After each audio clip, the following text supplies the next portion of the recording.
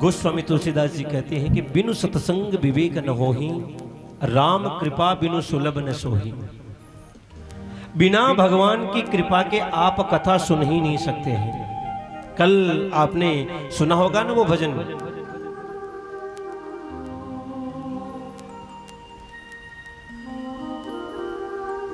वो को तीन बार भोजन भजन एक बार, उसमें भी आते हैं विघ्न हजार। अगर ठाकुर जी नहीं चाहते हैं, भगवान देव नारायण की कृपा नहीं है न, तो आपके गांव में तो क्या आपके घर में कथा होते हुए भी आप कथा नहीं सुन पाओगे। सज्जनों, आज आपसे और मेरे से बड़ा सौभाग्यशाली शायद ही कोई होगा जिनको इस पुरुषोत्तम मास के परम पवित्र पर्व पे और भगवान श्री देव नारायण के श्री चरणों में बैठकर आपको कथा सुनने का सौभाग्य मिल रहा है और मुझे मेरी वाणी को पवित्र करने का सौभाग्य मिल रहा है। आइए कथा प्रसंग में प्रवेश करें। कल आप हम सभी भागवत जी की महात्म्य की कथा सुन रहे थे।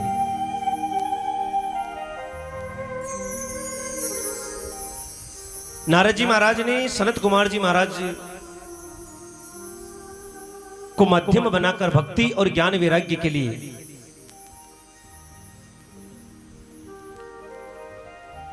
सुखताल में गंगा के किनारे बैठकर भागवत जी का आयोजन करवाया। और भगवान सनत कुमार जी कह रहे हैं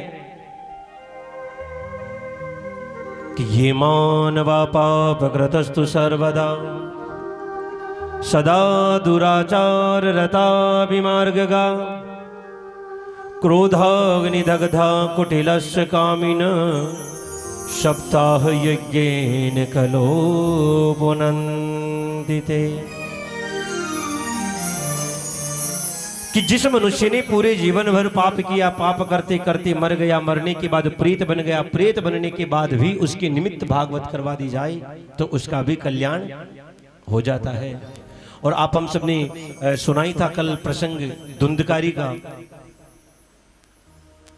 कि आत्मदेव जी महाराज के बेटा हुआ धुंधकारी, और जिसने महाराज दुनिया के सारे बुरे कर्म की और प्रेत बन गया, और गोकर्ण जी महाराज ने उसके निमित्त भागवत करवाई, भागवत सुनाई और उस धुंधकारी का मोक्ष हुआ। कल थोड़ा समय भाव था इसलिए कह नहीं पाए। ये आत्मदेव ब्राह्मण कौन है, ये गोकर्ण कौन है और ये धुंधली कौन है, ध्यान से सुनिएगा थोड़ा। ये आत्मदेव ब्राह्मण कोई और नहीं, आप हम सभी जीव ही आत्मदेव ब्राह्मण हैं। और आत्मदेव ब्राह्मण कहां रहता था? तुंगभद्रा नदी के किनारे। किसके किनारे? नदी के किनारे। और महाराज आप हम सब भी उस नदी के किनारे ही रह रही हैं। कौन सी नदी के किनारे? कि आयु रूपी नदी के किनारे। नदी सदा ऊपर से नीचे की ओर बहती है और आप हम सबकी भी उम्र बढ़ रही है कि घट रही है? महाराज लोग तो खुश होते हैं, मैं तो 35 साल का हो गया, जन्मदिन मनाते हैं। आजकल तो फिर ये बीमारी गांव में भी तो आ गई ना, केक का वो न जाने क्या क्या होता है, फिर ताली बजा के गाएंगे और वो मोमबत्ती बुझाएंगे। पहले ये बीमारी शहरों में हुआ करती थी, लेकिन अब शहरों में कम हो गया। शहरों के लोग तरीके से जन्मदिन मनाने लग गई हैं, पूजा पाठ करवाते हैं, भगवान के मंदिर जाते हैं। लेकिन गांव वाले आजकल, पहले मंदिर जाते थे ना, उन्होंने गांव वालों ने बंद कर दिया, अब वो ऐसा करते हैं। अरे महाराज कोई 50 साल का हो गया, अब आप एक बात बताइए कि कोई 35 साल का हो गया, कोई 50 साल का हो गया है, तो इसमें प्रसन्न होना चाहिए कि दुखी होना चाहिए? लोग प्रसन्न होते हैं कि मैं तो 35 साल का हो गया, मैं 50 साल का हो गया। अरे भाई, इसमें खुश होने की कोई बात नहीं है, इसमें तो और दुखी होना चाहिए। क्यों? आपने 35 साल की उम्र बढ़ाई नहीं है, 35 साल अपनी उम्र में से कम कर दिए हैं। हां, उम्र उनकी सार्थक है, आयु उनकी सार्थक है। जो व्यक्ति भगवान के भजन में अपनी उम्र लगा दे, हाँ, आपके ये 7 दिन अगर आप कथा सुनोगे तो आपके ये 7 दिन सच्ची उम्र के और 7 दिन ये सार्थक हैं। वरना सोना पीना खाना उठना बैठना पुत्र उत्पादन करना ये तो महाराज पशु का भी धर्म है। फिर उनमें और अपने में फर्क क्या है? मैंने कल भी चर्चा की, आज एक बार और बता दूं कि गीता प्रेस के जो प्रधान संपादक थे हनुमान प्रसाद जी पोद्दार, भाई श्री डायरी लिखते थे, नित्य की डायरी लिखते थे। उनकी उम्र लगभग 70 वर्ष थी। तब किसी ने पूछ लिया उनसे कि भाई जी आपकी उम्र कितनी है? वैसे उम्र और इनकम किसी को बतानी नहीं चाहिए, लेकिन फिर भी पूछ लिया तो भाई श्री ने कहा कि मेरी उम्र 18 वर्ष है। लोग हंसने लगे, कहा आप कैसी मजाक कर रही हैं, 70 साल की उम्र में आप कह रहे हैं कि 18 साल का है। उन्होंने कहा कि शरीर की उम्र है 70 साल, लेकिन मेरी उम्र तो 18 साल ही है। क्यों? और अब उन्होंने पूरी डायरी में हिसाब लगा रखा था कि रोज के कितने घंटे भजन करता हूं और कितने घंटे भजन करने से 24 घंटे का एक दिन बनता है। और उन्होंने पूरे घंटे का हिसाब लगा रखा था और उन घंटों के हिसाब से उनकी उम्र केवल मात्र 18 वर्ष ही बन रही थी। उन्होंने कहा मैंने मेरे जीवन में केवल 18 वर्ष की ही भजन किया है, तो जी तो मैंने उम्र 18 वर्ष ही है, बाकी को तो ऐसे ही लुटाई है, ऐसे ही खोई है। ये तुंगभद्रा नदी ही आयु रूपी नदी है जो सदा ऊपर से नीचे की ओर बह रही है। आप हम सोच रहे हैं कि बढ़ रही है, बढ़ नहीं रही है, घट रही है। आत्मदेव ब्राह्मण ये कोई और नहीं, ये जीव ही आत्मदेव ब्राह्मण है।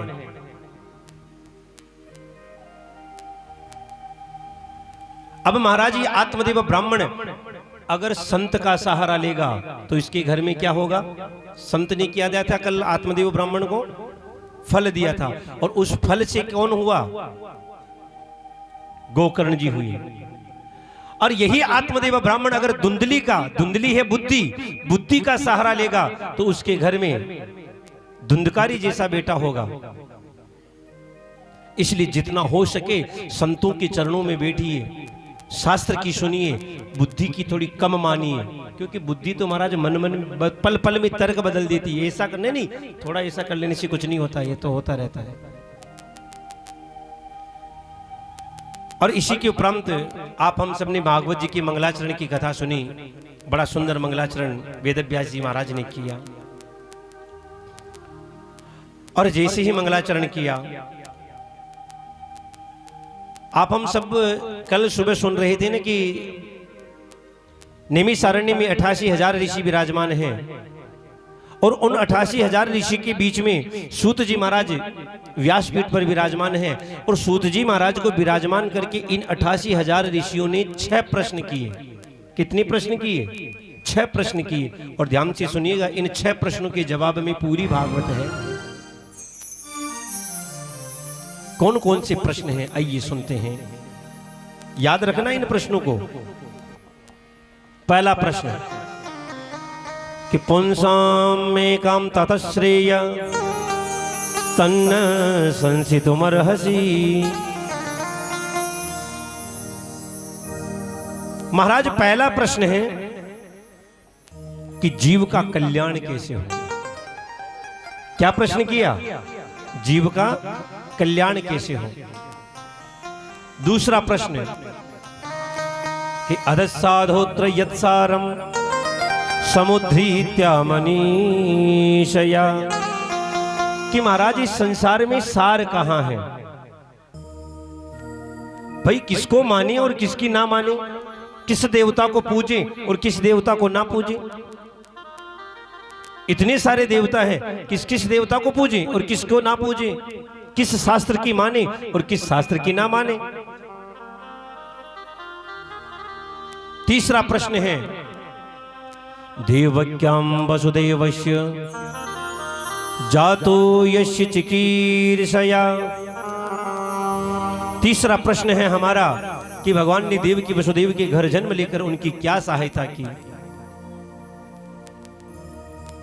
चौथा प्रश्न है कि ब्रूहि श्रद्धानानाम लीलया दत्तकला, कि महाराज भगवान ने देवकी वसुदेव के घर जन्म लेकर कौन कौन सी लीला की। ये हमारा चौथा प्रश्न है। पांचवा प्रश्न है कि अथा क्या है हरि धीमन अवतार कथा शुभा, भगवान के अवतार कितने हुए। ये पांचवा प्रश्न है। एक हुई है कि दो हुई है कि 10 हुई है कि 24 हुई है।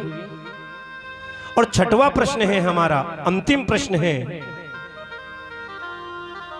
कि ब्रूहि योगेश्वरे कृष्णे ब्रह्मण्ये धर्मवर्मणि स्वाम काष्ठाधुनोपेत धर्मक शरणं गता। शौनकादिक ऋषि कहते हैं कि हमारा छठवां प्रश्न है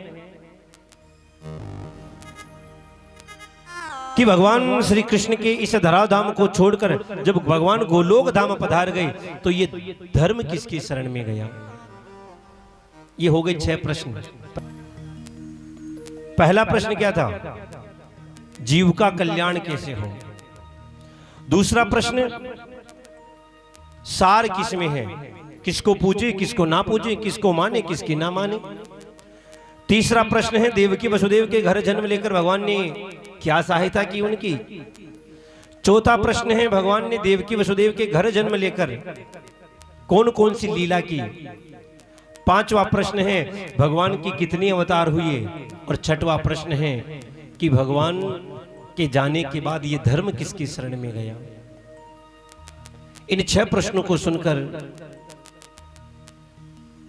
सूत जी महाराज बड़ी प्रसन्न हुए और महाराज प्रसन्न होकर कहने लगे कि आपके इन 6 प्रश्नों का मैं जवाब दूं, लेकिन उससे पूर्व में मेरे गुरुदेव को प्रणाम कर लूं। शौनकादिक ऋषि ने कहा, महाराज आपके भी कोई गुरुजी हैं। अरे हम तो आपको ही गुरुजी मान रहे थे। सूत जी ने कहा, वैसे तो मैंने भागवत जी सीखी तो वेदव्यास जी से है, लेकिन मैंने भागवत धर्म भगवान सुखदेव से प्राप्त किया है, इसलिए मैंने भगवान सुखदेव को अपना गुरुदेव माना है। इसलिए मैं मेरे गुरुदेव को प्रणाम कर लूं। और बड़ा सुंदर मंगलाचरण कर रहे हैं, भगवान सुखदेव का वंदन कर रहे हैं।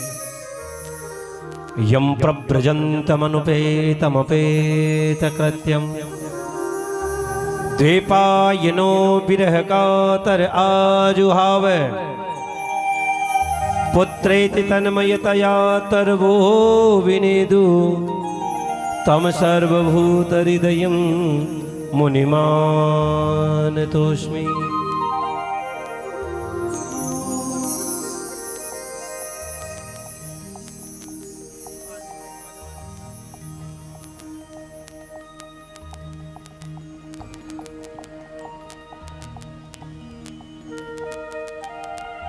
सूत जी महाराज कहते हैं कि मेरे गुरुदेव भगवान सुखदेव ऐसे प्रव्रजंत संत हैं जिन्होंने जन्म लिया और प्रथम संस्कार भी नहीं करने दिया और महाराज वन में भजन करने के लिए निकल गए। आपको पता है, भाई लोगों को तो शायद पता नहीं होगा, लेकिन माताओं को तो पता होगा। बालक का जन्म होते ही प्रथम संस्कार कौन सा किया जाता है। अरे आपने देखा होगा कि बालक का जन्म हो तो सबसे पहले नाला छेदन किया जाता, नाला काटा जाता है। और ये नाला काटना भी एक शास्त्रोक्त तरीके से एक संस्कार है। जब तक नाला नहीं काटा गया घर में सूतक नहीं लगता है। हाँ, ये शास्त्र का नियम है। अगर बालक का जन्म हो गया लेकिन नाला नहीं काटा गया तो घर में सूतक नहीं लगेगा, और जैसे ही नाला छेदन हो गया घर में सूतक माना जाता है। और यहां भगवान सुखदेव ने अपना नाला छेदन भी नहीं करने दिया, नाला भी नहीं काटने दिया, नाले को पटका कंधे पर, चल पड़ी भजन करने के लिए।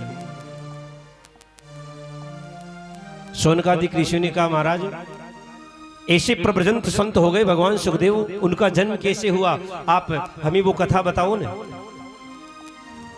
तो भगवान सुखदेव के जन्म की कथा भागवत जी में नहीं है, ये कौशिकी संहिता में है।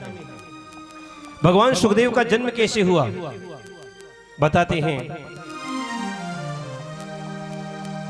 कि गोलोक में राधा रानी भगवान श्री कृष्ण गोलोक में विराज रहे थे। राधा रानी ने देखा कि अब कलयुग आने वाला है और कलयुग में धर्म का प्रचार प्रसार कैसे हो। तो राधा रानी के मन में आया कि भागवत जी का प्रचार होगा तो धर्म का प्रचार हो जाएगा। तो कैसे हो, राधा रानी ने मन में विचार किया कि राधा रानी के पास में एक तोता था। तोते को संस्कृत में शुक कहते हैं।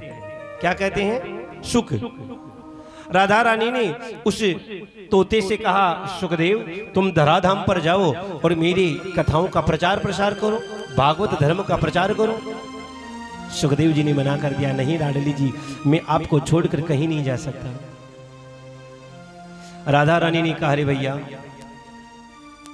तुम मुझे छोड़ के कहां जा रही हो? जब अगर मेरी कथा तुम्हारे पास है तो फिर तुम्हें मैं सदा अपने पास ही खड़ी मिलूंगी। और ध्यान देखिए, सुनिएगा, भगवान को भी धरती पर जन्म लेना होता है तो मां के गर्भ में आना पड़ता है। भगवान भी अगर धरती पर आना चाहे न तो मां के गर्भ से ही आना पड़ता है। और सुखदेव जी ने भी एक तोती के गर्भ से अंडे के रूप में जन्म लिया अमरनाथ क्षेत्र में। और इधर भागवत धर्म जो है भगवान शंकर के पास था, और भगवान शंकर को तो दुनिया से कोई लेना देना ही नहीं है। भगवान शंकर तो समाधि लगाकर बैठे हैं। भगवान नारायण ने मन में विचार किया कि कोई नाटक करे ताकि भागवत धर्म बाहर निकल जाए भगवान भोलेनाथ के मुख से। और एक बात बताऊं, बुरा मत मानना, भगवान का जो मन है ना उसका नाम है नारद। भगवान के मन का क्या नाम है? नारद। जो काम भगवान को जल्दी बनाना होता है वहां भगवान नारद जी को भेज देते हैं। प्रेम से बोलो, थोड़ा जोर से बोलो ना। अधिक मास का स्नान कौन कर रहा? अधिक मास कौन नारियो? देखा, हाथ खड़ो कर जो। अधिक मास नारिया,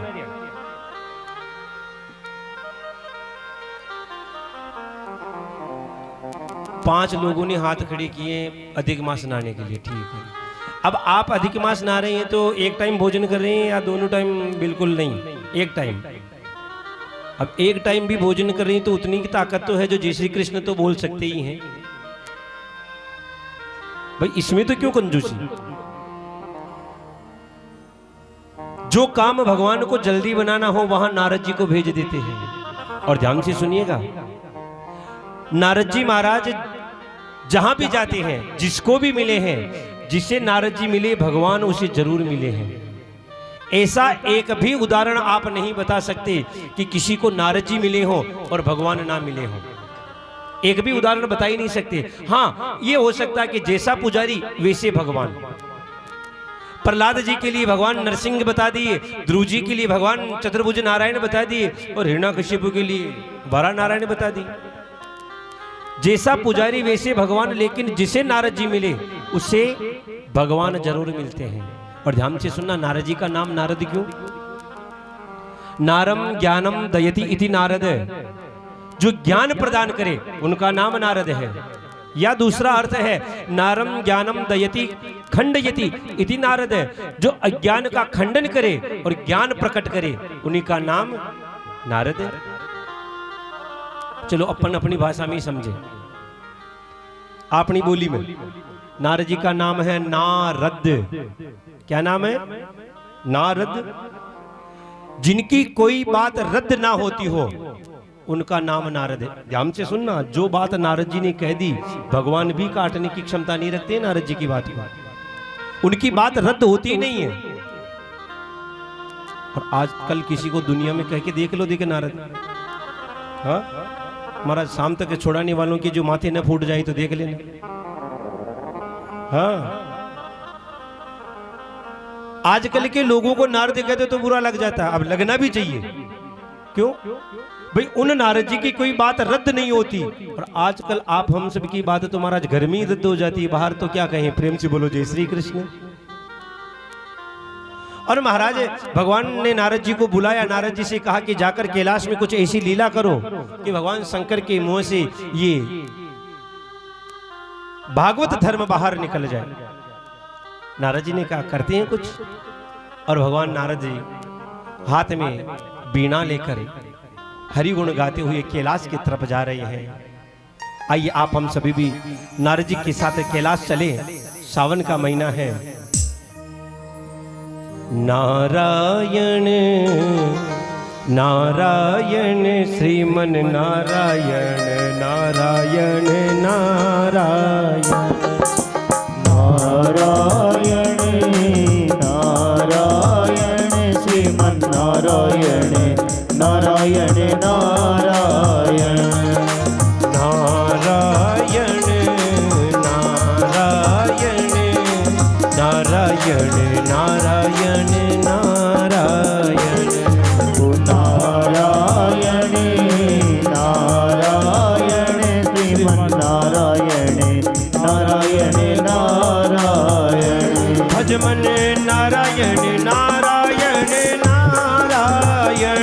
भजमन नारायण नारायण नारायण भजमन नारायण नारायण नारायण ओ भजमन नारायण नारायण नारायण श्रीमन नारायण नारायण भजमन नारायण नारायण नारायण श्रीमन नारायण नारायण भजमन नारायण नारायण नारायण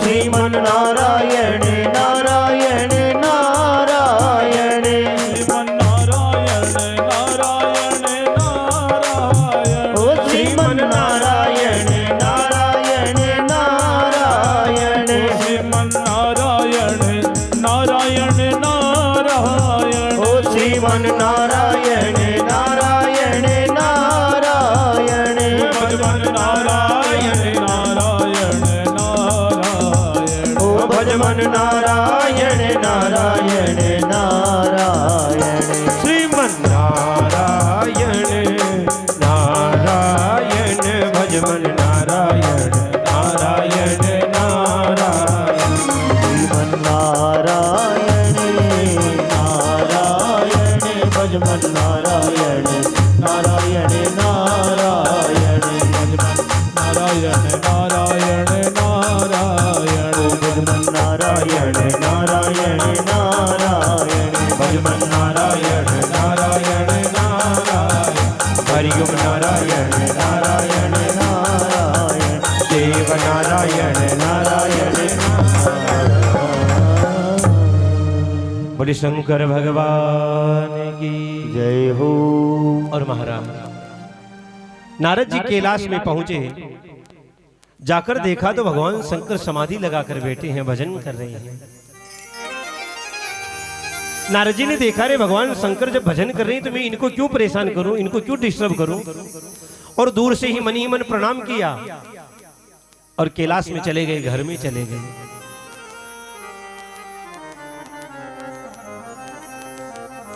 भगवान शंकर के घर, अब आप ये बताओ क्या भगवान शंकर के घर था? नहीं था। अरे घर तो सबके हैं। देखो घर किसे कहते हैं? ये ईंट भाटे का 5 मंजिल 2 मंजिल 3 मंजिल का बड़ा मकान बना लेना, इसे घर नहीं कहेंगे, इसे मकान कहेंगे। घर किसे कहते हैं? अब मैं ये मेरे मन से नहीं कह रहा हूं, जो शास्त्र कहते हैं वो बता रहा हूं। घर किसे कहते हैं तो बताया कि गृहिणीम गृह मुच्यते, जहां घर की मालकिन रहती हो, घर को चलाने वाली रहती हो, उसे घर कहते हैं। अब वो हो सकता है 3 मंजिल का मकान हो या खेत की मेड़ पर झोपड़ी बनाकर भी रहते हो, लेकिन जहां घर को चलाने वाली रहती हो उसे घर कहेंगे। और भगवान नारद भगवान शंकर के घर माता पार्वती के पास पहुंचे। अब यहां देखना दोनों की विचित्र स्थिति। माता पार्वती भगवान शंकर को गुरुदेव मानती है। हाँ, अभी सुनेंगे शाम की कथा में, माता पार्वती को भगवान नारद ने ही तो उपदेश किया था। माता पार्वती भगवान नारद को गुरु मानती है और नारद जी महाराज माता पार्वती को मां, क्योंकि ये तो जगत जननी जगदम्बा पराम्बा माता ही तो है। और जैसे ही नारद जी ने कैलाश में प्रवेश किया, महाराज माता पार्वती नारद जी को प्रणाम करे, नारद जी माता पार्वती को प्रणाम करे, और माता पार्वती नारद जी को अरे गुरुदेव प्रणाम, अरे माता जी प्रणाम, अरे गुरु जी प्रणाम। वो उनको गुरु जी प्रणाम, वो उनको माता जी प्रणाम। 5 मिनट तक दोनों प्रणाम ही करते रहे। 5 मिनट बाद माता पार्वती ने आसन लगाया, नारद जी को बिठाया, हाथ जोड़कर कहा गुरुदेव क्या बात है, आजकल आप नाराज हैं हमसे कि क्यों? माता पार्वती ने कहा कि गुरुदेव आप बड़े दिनों के बाद पधारे हैं, पहले तो समय समय पर दर्शन दे देते थे और अब की बार बड़े दिनों में पधारे हैं, क्या बात है, नाराज हैं क्या? नारद जी ने कहा माँ ऐसी कोई बात नहीं, लेकिन आजकल मैं दुनिया वालों के यहाँ जाता नहीं। क्यों? भगवान नारद कहते हैं माँ दुनिया वाले लोग प्रेम नहीं करते हैं और जहां प्रेम ना हो वहां नहीं जाना चाहिए। कबीरदास जी महाराज तो कहते हैं कि जिन घट प्रेम न संचरे तीन घट जान मसान, कि जिस घर में प्रेम ना हो वो घर तो शमशान के समान मानना चाहिए।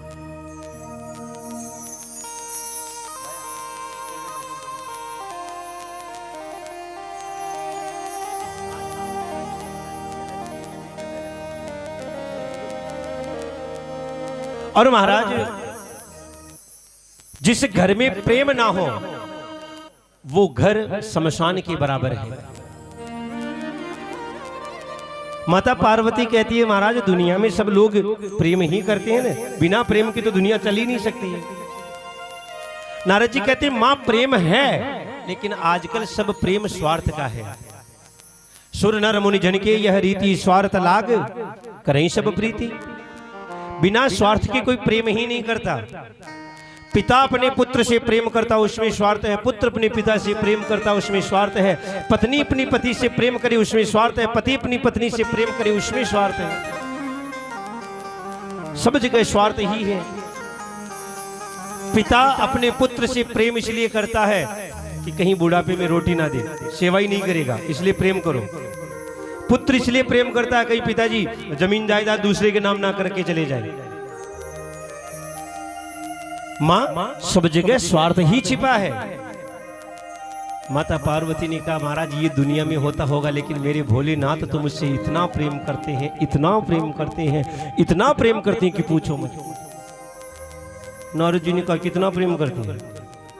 माता पार्वती कहती है कि मेरे भोलेनाथ मुझसे इतना प्रेम करते हैं कि कोई बात बताने लायक भी नहीं हो ना, वो बात भी मुझे बता देते हैं। कैसी बात?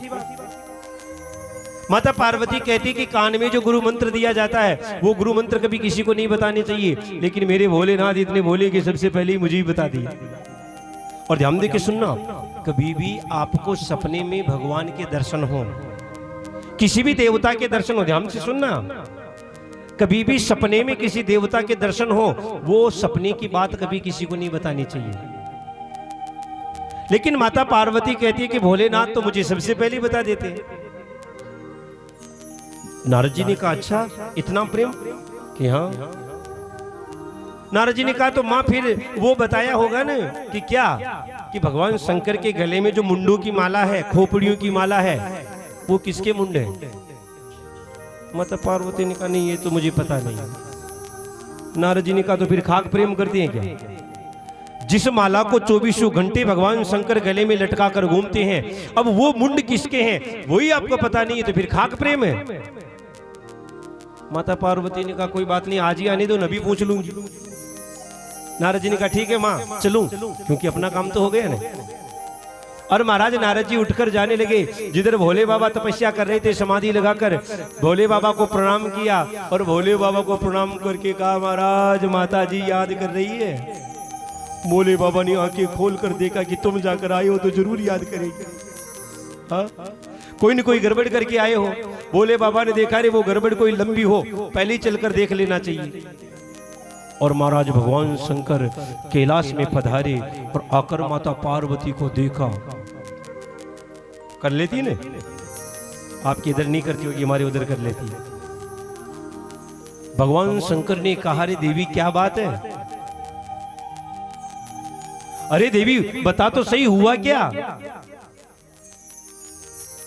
हाँ भगवान शंकर ने कहा रे बता तो सही हुआ क्या, ताकि मुझे पता तो चले। माता पार्वती ने कहा कि आप जैसा कपटी मैंने दुनिया में नहीं देखा। क्यों?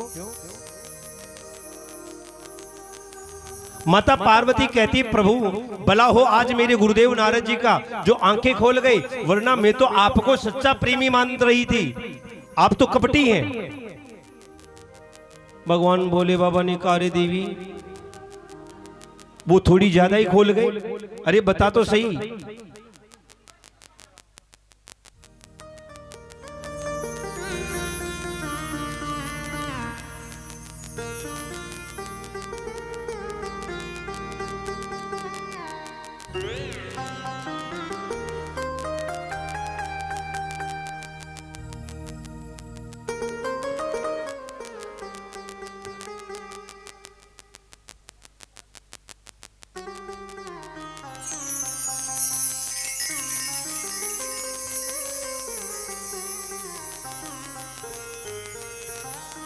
प्रेम से बोलो जय श्री कृष्ण।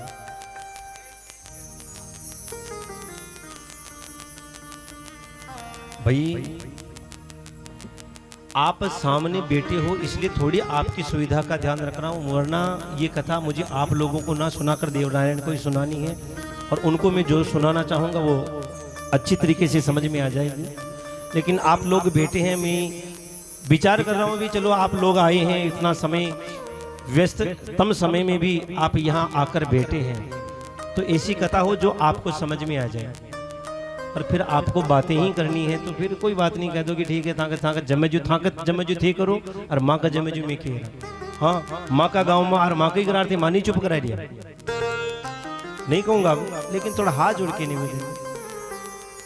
सत्य कह रहा हूं, आज ये विचार ही नहीं था कि भगवान सुखदेव के जन्म की कथा कहेंगे, क्योंकि कथा प्रसंग बड़ा लंबा। मैंने सोचा आज तो आगे बढ़ेंगे, ये पिछली बार आए थे लेकिन सोचा 8 साल पहले कह के गए, क्या पता याद रही नहीं रही होगी, वापिस कह दे।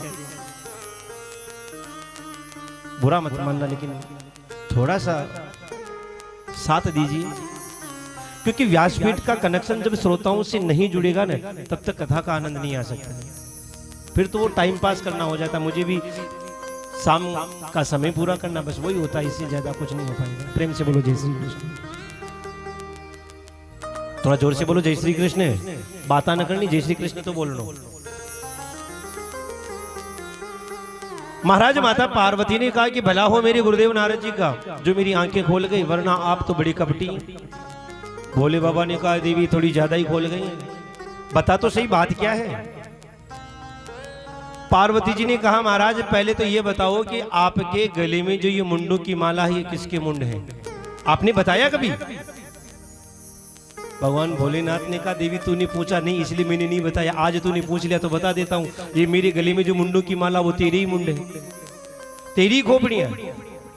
मतलब भगवान शंकर कहते रे देवी तुम इस धरती पर बार बार जन्म लेती हो लीला करने के लिए और बार बार शरीर को छोड़ती हो, और जब जन्म लेकर शरीर को त्यागती हो मैं तेरे उस शरीर के मुंड को मेरी गले में धारण कर लेता हूं ताकि तेरी उस शरीर की याद बनी रहे। माता पार्वती ने गिनकर देखा तो 100 से भी ज्यादा। कहा महाराज मैंने इतने जन्म ले लिए कि हाँ। पार्वती जी ने कहा ठीक है आप इतने बड़े सते हैं जो मेरी मुंडों की माला आपने पहन रखी है। महाराज मैं भी तो सती हूं, आपके गले में 100 मुंड हैं तो कम से कम 2-5 मुंड तो मेरे गले में भी होने चाहिए ना, 2-4 खोपड़ियां तो मेरे गले में भी होनी चाहिए। भोले बाबा ने कहा क्यों। पार्वती जी ने कहा कि अरे 100 जन्म मैंने ले लिए तो कम से कम 2-5 जन्म तो आपने भी लिए होंगे। भोलेनाथ ने कहा मैंने तो जन्म लिया तब से मरा ही नहीं। पार्वती जी ने कह दिया फिर आप कपटी नहीं आप तो महाकपटी हैं। अरे महाराज आपकी पत्नी 100 बार मर गई और आप एक भी बार नहीं मरे। ऐसी कौन सी चिक्की का आटा खा लिया आपने, ऐसी कौन सी दवा खाई है। भगवान शंकर कहते हैं ये सब अमर कथा का प्रताप है, मैंने अमर कथा सुनी है। और माता पार्वती ने तो जिद कर ली कि अब मुझे अमर कथा सुननी है। ध्यान दे के सुनिएगा, ये तो भला हो परीक्षित महाराज का जो ये भागवत को अपने लिए सुलभ कर दी, वरना महाराज हर किसी के लिए भागवत सुलभ थी ही नहीं। अनाधिकारी को कथा कही नहीं जा सकती, जो भागवत के अधिकारी है ही नहीं उसको कथा नहीं कही जा सकती है। माता पार्वती ने जिद कर ली कि मुझे अमर कथा सुननी है। और ध्यान दे के सुनना, दुनिया में 3 ही तो हट है, बाल हट, राज हट और तीसरे की चर्चा अपन 26 तारीख को शाम को 5 बजे बाद करेंगे। प्रेम से बोलो जय श्री कृष्ण। हाँ अभी 6 दिन और मुझे यहाँ रुकना है। हाँ खड्डे आज ही कर लिया महाराज, चेंज करो दे दो। प्रेम से बोलो जय श्री कृष्ण। महाराज माता पार्वती ने जिद कर ली कि मुझे अमर कथा सुननी है, और मेरे भोले बाबा कैलाश से माता पार्वती को अमरनाथ क्षेत्र में लेकर गए, और अमरनाथ क्षेत्र में जाकर 3 ताली बजाई और आदेश दिया कि यहां जितने भी जीव हैं वो सब जीव चले जाएं। भगवान शंकर का आदेश पाकर प्राय सभी जीव चले गए, लेकिन आपने भी थोड़ी देर पहले सुना ने, उस तोती के गर्भ से जो अंडे के रूप में सुखदेव भगवान का जन्म हुआ, वो अंडा वहीं पड़ा। अब आप एक बात बताओ, अंडे में जीव होता कि नहीं होता है? अंडे में जीव होता भी है और नहीं भी होता है। महाराज पक्षी का भी जन्म 2 बार होता है। पक्षी का जन्म 2 बार होता है, उसको भी द्विज कहा जाता है। ब्राह्मण का जन्म भी 2 बार होता है, ब्राह्मण को भी द्विज कहा जाता है। और दांतों का जन्म भी 2 बार होता है, इसलिए दांतों को भी द्विज कहा जाता है। द्विज मतलब 2 बार जन्मे, वो द्विज है। पक्षी भी 2 बार जन्म लेता है, एक अंडे के रूप में और एक अंडा पकने के बाद में पक्षी के रूप में। ब्राह्मण का भी 2 जन्म होते हैं, एक मां के गर्भ से और दूसरा संस्कार के द्वारा, यज्ञोपवीत इत्यादि संस्कार होने के बाद दूसरा जन्म होता है। दांत भी 2 बार जन्म लेते हैं, दूध के दांत जाते रबर मजबूत वाले आते हैं। प्रेम से बोलो। महाराज प्राय सभी जीव चले गए, लेकिन वो अंडा पड़ा रहा। भगवान शंकर विराज गए, माता पार्वती को सामने बिठा लिया और अमर कथा कहने का मन बनाया। भगवान शंकर ने कहा, रे देवी, मेरी समाधि भाषा है, मैं आंख बंद करके कथा कहता हूं। अब एक बात बताओ, अगर मैं यहां आंख बंद करके कथा कहूं तो क्या पता चलेगा कि कथा सुन रही है कि नींद निकाल रही है? हाँ, यहां तो महाराज घूंघट में नींद निकाले वो भी पता चल जाती है, लेकिन आंख बंद करके कथा कहीं तो क्या पता चलेगी? भगवान शंकर ने कहा, देवी मैं समाधि भाषा में कथा कहूंगा, आंख बंद करके कथा कहूंगा, मुझे क्या पता चलेगा कि तुम कथा सुन रही हो? तो क्या करें कि एक नियम लगाते हैं, मैं कथा कहूं, तुम बीच बीच में हरिये नमः हरिये नमः। पुराने जमाने में हुंकार देते थे ना ऐसे लोग, कोई अभी भी करते ना, कोई कहानी कहता तो वो कहते हैं बीच में ऐसे करते हैं ना, तुम बीच बीच में हुंकार देना। और महाराज भगवान शंकर कथा कर रही हैं और माता पार्वती बीच बीच में हुंकार दे रही है, हरिये नमः हरिये नमः। इधर महाराज अमर कथा के प्रभाव से उस तोती के गर्भ से जो अंडा प्रकट हुआ, उस अंडे में से जीव का प्रादुर्भाव हो गया, और वो अंडे से जो जीव का प्रादुर्भाव हुआ, वो जीव भी, वो पक्षी भी फुदक फुदक कर खेलने लग गया। पीछे बैठकर फुदक फुदक कर खेल रहा है और अमर कथा सुन रहा है। भगवान शंकर अमर कथा कहते जा रही हैं, अपने जैसे नहीं 4 घंटे कथा होती ना, वहां दिन रात कथा हो रही थी। भगवान शंकर दिन रात कथा कह रहे थे, माता पार्वती सुन रही थी। और कथा कहते कहते 7वें दिन की कथा, 11वें स्कंद की कथा भगवान भोलेनाथ माता पार्वती से कह रहे थे। नव योगेश्वर संवाद की कथा, बड़ी गूढ़ कथा, अध्यात्म की कथा। माता पार्वती को समझ में नहीं आई, और समझ में नहीं आई सो नींद आ गई। जहां कथा समझ में नहीं आई ना तो नींद आ जाती है। और माता पार्वती को जैसे ही नींद लगी, हुंकार छूट गई।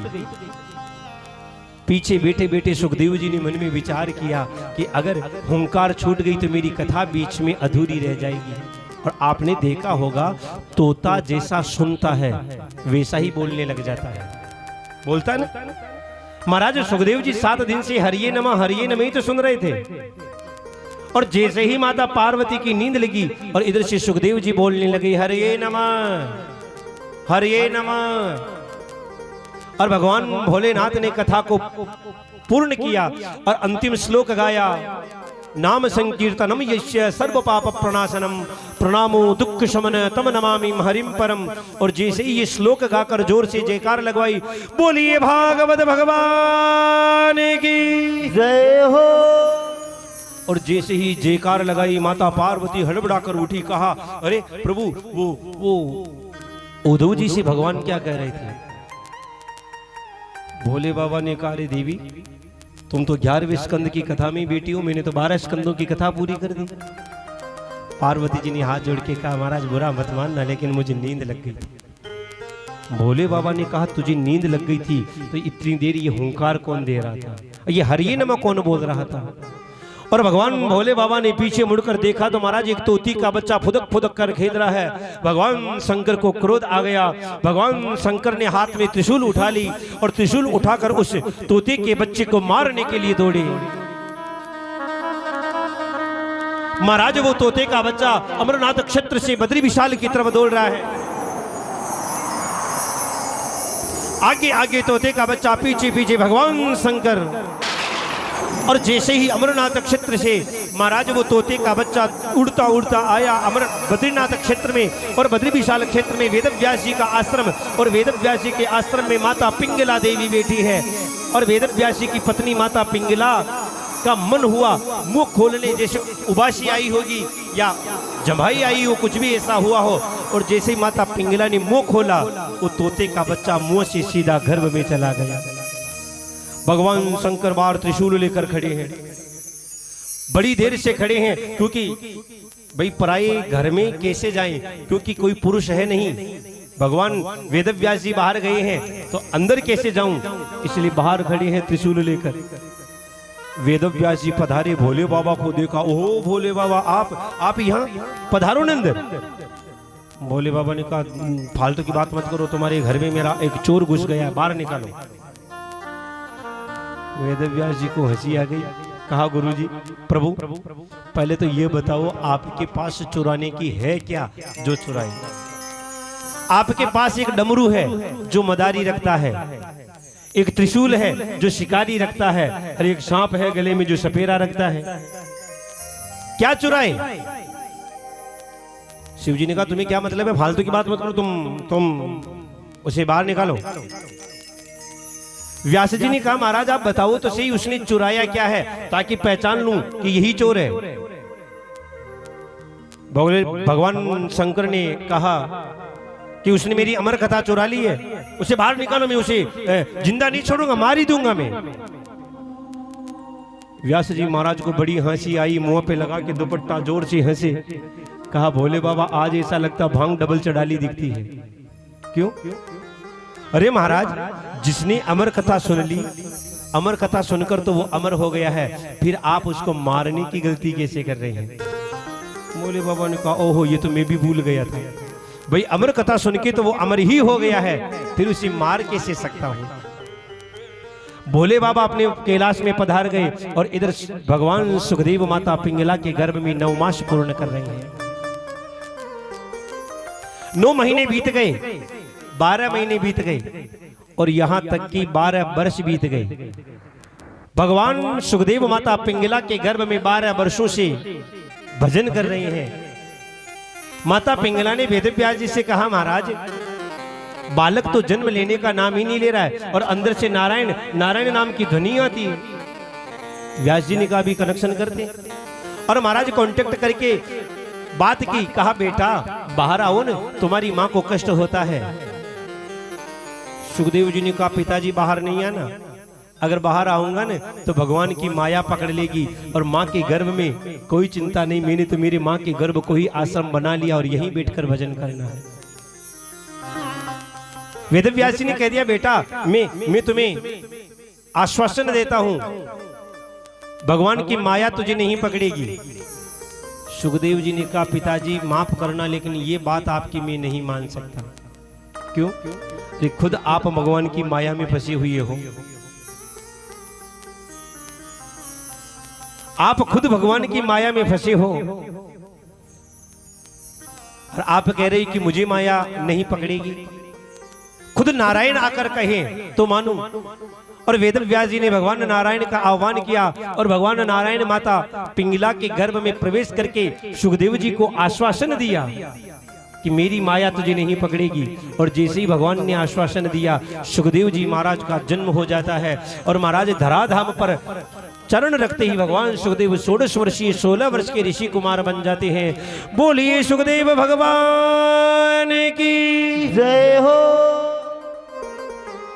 भगवान सुखदेव का जन्म हुआ, और जन्म लेते ही महाराज नाला भी नहीं काटने दिया, नाले को पटका कंधे पर, चल पड़े भजन के लिए। माता पिंगला ने कहा रे बेटा ये क्या कर रहा है, कम से कम एक बार मेरी गोदी में तो बैठ। मेरी गोदी में बैठकर एक बार कम से कम मेरा दूध तो पीकर चला जा, फिर बाद में भले ही भजन करने चला जाना, लेकिन कम से कम एक बार तो मेरा दूध पी ले।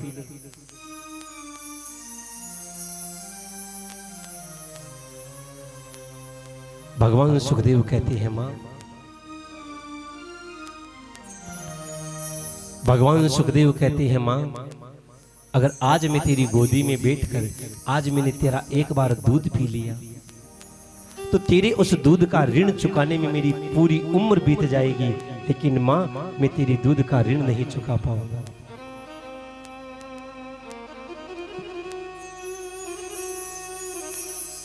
ध्यान देखिए, सुनिएगा सज्जनों, आजकल लोग पढ़े लिखे ज्यादा हो गए ना, पढ़े लिखे या तो गलती करेंगे नहीं, और पढ़े लिखे लोग गलती करते हैं फिर छोटी मोटी गलती नहीं बड़ी वाली गलती करते हैं। जिन माता पिता का ऋण आप हम सभी अपनी जीते जी शरीर की चमड़ी उतरवा दें, चमड़ी निकलवा कर उस चमड़ी की जूते बना दें और वो जूते बनाकर माता पिता को पहना दे, फिर भी माता पिता का ऋण नहीं चुका सकते। लेकिन आजकल के लोग, हाँ तुमने हमारे लिए किया ही क्या है, अगर कुछ कहो ना तो ये बात आती थे मां के लिए खई थे मां की बात करी हुई खई, ये तो उनसे पूछो कि उन्होंने क्या किया है। सजनों, एक बार कोई एक भाई था, जन्म हुआ, पिताजी चल बसे, घर में गरीबी, मां विधवा हो गई है, बच्चे का जन्म हो चुका है और विधवा है, बेचारी लोगों के घरों में बर्तन माज माज के एक एक पैसे की कमाई कर करके अपने बेटे को पाल पोस के बड़ा किया, पढ़ाया लिखाया, बेटा पढ़ गया लिख गया, नौकरी लग गया। जब नौकरी लग गया तो उसने देखा कि मैं अब ये तो बूढ़ी और गांव के विचारों की, मैं तो पढ़ा लिखा हूं ना, मेरे स्टेटस की नहीं है, ये नहीं रह सकता मैं इसके साथ। एक दिन मां से कहा, मां मैं अब तेरे साथ नहीं रहूंगा। हाँ ठीक है, तूने मेरे लिए बहुत कुछ किया है, लेकिन तूने जो मेरे लिए किया है वो बता देना, मैं तुझे सब चुका कर चला जाऊंगा। मां ने कहा, बेटा मैं कैसे बताऊं मैंने तेरे लिए क्या किया है, तेरे क्या ऋण है मेरे तेरे ऊपर। अच्छा कोई बात नहीं, एक दिन में याद नहीं आता तो 5 दिन का टाइम है, 5 दिन में सोचकर बता देना। सर्दी का समय, रात को भाई सोया बिस्तर पे, रात को 9 बजे नींद आई, 9:30 बजे माँ जगी और महाराज एक पानी का लोटा, जल का लोटा लिया और जहां वो सो रहा था ना उसके पास डाल दिया। बिस्तर गीला हो गया, अरे बिस्तर गीला हो गया, थोड़ा इधर खिसक के सो गया। 10:30 बजे नींद लगी और 11 बजे फिर माँ उठी और एक लोटा पानी और लेकर गई और फिर बिस्तर पे डाल दिया। अरे बिस्तर फिर गीला हो गया, थोड़ा और आगे खिसक के सो गया। इधर रात के 12 बजे माँ पानी का लोटा लेकर जैसे ही जाने लगी, भाई की नींद खुल गई। कारी माँ ये क्या कर रहा है, ये क्या कर रही है? अरे माँ तू मुझे सोने भी नहीं दे रही है आराम से, सर्दी का समय और बार बार बिस्तर गीला कर रही है। माँ ने कहा, बेटा हो गया परेशान? बेटा अभी एक रात भी पूरी नहीं निकली, वो भी आधी रात निकली है, उसमें भी तू परेशान हो गया है। तो तूने तो 5 साल तक बिस्तर गीले किए थे और तुझे सोके में सुलाती थी और मैं गीले में सोती थी। तू मेरा ऋण चुकाकर जाना चाहता था ना बेटा, 5 साल तक मैं गीले में सोती थी। बेटे को आभास हो गया, माँ के चरणों में गिर पड़ा, कहा माँ मेरे से गलती हो गई, मैं आपका ऋण नहीं चुका सकता। इसी प्रकार भगवान सुखदेव ने भी कह दिया कि माँ अगर आज मैंने तेरा एक बार दूध पी लिया तो मैं तेरा ऋण नहीं चुका पाऊंगा। माता पिंगला ने क्रोध में भरकर कह दिया, बेटा मैं कह रही हूं एक बार मेरी गोद में बैठकर मेरा स्तनपान करके चले जाओ, वरना। भगवान सुखदेव ने कहा, वरना क्या होगा? माता पिंगला ने कहा, श्राप दे दूंगी। क्या करूंगी? श्राप दे दूंगी। भगवान सुखदेव ने कहा, मां आप मुझे श्राप दो, उससे पहले मैं एक वरदान दे दूं। और क्या वरदान दिया कि माँ आज के बाद में बेटों को माँ का श्राप लगेगा ही नहीं। प्रेम से बोलो जय श्री कृष्ण। हाँ, माँ का श्राप कभी बेटों को लगेगा ही नहीं। कभी कभी हो जाती है ना गुस्सा, तो कहते थी थाने काड़ो न खाई होगी, हाँ ते है जतरा जी गया कि थाने मन क्या भी न ले गया कि